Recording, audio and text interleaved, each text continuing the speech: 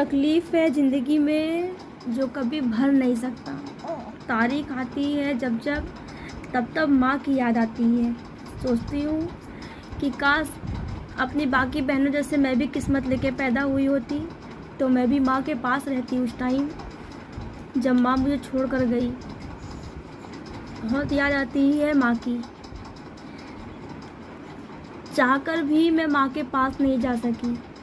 उनसे कुछ बातें करनी थी, वो बात नहीं कर सकी। मम्मी को भी मुझसे कुछ कहना होगा, मुझे पता ही नहीं चला। उनके दिल में मेरे लिए क्या था, मेरे दिल में उनके लिए क्या था, उन्हें भी पता नहीं चला।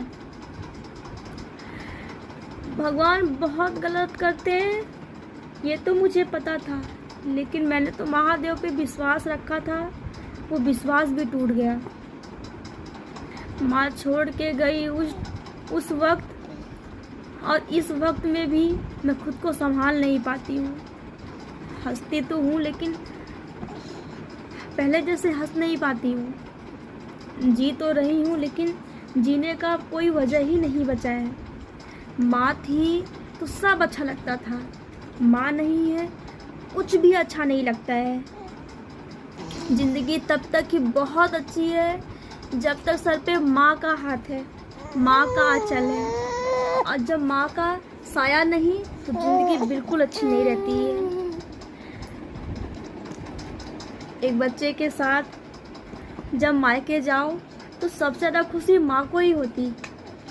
माँ दरवाजे पे बैठ के इंतज़ार करती थी कि रानी आ रही होगी, रानी आ रही होगी। मैं मायके तो जा रही हूँ लेकिन मेरी मम्मी अब नहीं वहाँ है। वो इंतज़ार करने वाली मेरी माँ नहीं है। इतनी गंदी मेरी किस्मत कि मैं अपने मम्मी से मिल भी नहीं पाई आखिरी बार। वो घर तो रहेगा उस घर में, बट मेरी माँ नहीं है।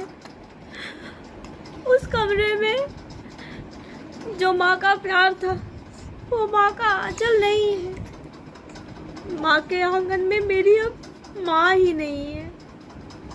जब जब ये तारीख आती है ना बहुत तकलीफ होता है।